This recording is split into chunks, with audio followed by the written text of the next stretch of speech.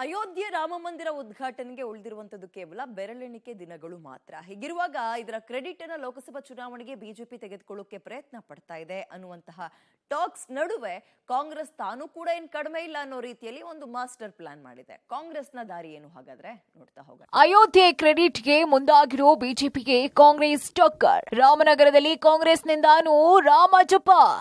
ಲೋಕಸಭಾ ಚುನಾವಣೆ ಹತ್ತಿರ ಸಮೀಪಿಸ್ತಾ ಇದ್ದಂತೆ ಬಹುಸಂಖ್ಯಾತ ಹಿಂದೂ ಮತಗಳ ಓಲೈಸೋದಿಕ್ಕೆ ರಾಷ್ಟ್ರೀಯ ಪಕ್ಷಗಳು ಮುಂದಾಗಿವೆ.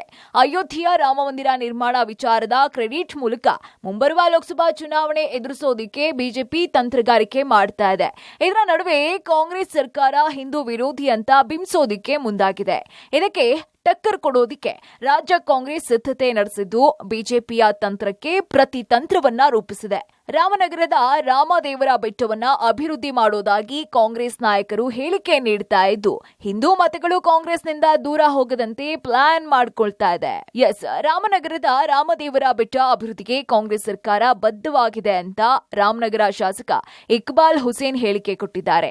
ಈಗಾಗಲೇ ಪ್ರವಾಸೋದ್ಯಮ ಸಚಿವರ ಜೊತೆ ಚರ್ಚೆ ಮಾಡಲಾಗಿದೆ. ಮುಂದಿನ ಕ್ಯಾಬಿನೆಟ್ನಲ್ಲಿ ಹಣ ನಿಗದಿ ಮಾಡಿ ಅಭಿವೃದ್ಧಿ ಮಾಡ್ತೀವಿ ಅಂತ ಹೇಳಿದ್ದು ಈ ಮೂಲಕ ರಾಮಜಪ ಮಾಡ್ತಿರೋ ಬಿಜೆಪಿಗೆ ಸೆಟ್ ಹೊಡೆಯೋದಿಕ್ಕೆ ಮುಂದಾಗಿದೆ.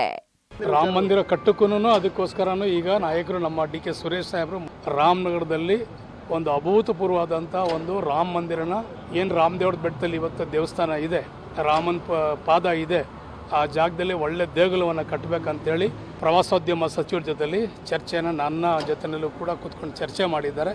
ಈ ಸಲ ಕ್ಯಾಬಿನೆಟಲ್ಲಿ ಅದಕ್ಕೆ ಹಣವನ್ನು ನಿಗದಿ ಮಾಡಿಸಿ ಕಾರ್ಯಕ್ರಮವನ್ನು ಯಶಸ್ವಿಯಾಗಿ ಮಾಡಬೇಕಂತೇಳಿ ನಾವು ಮಾಗಡಿ ಶಾಸಕ ಎಚ್.ಸಿ. ಬಾಲಕೃಷ್ಣ, ಸಂಸದ ಸುರೇಶ್ ಸಹ ಬಿಜೆಪಿಗೆ ಟಾಂಗ್ ಕೊಟ್ಟಿದ್ದಾರೆ.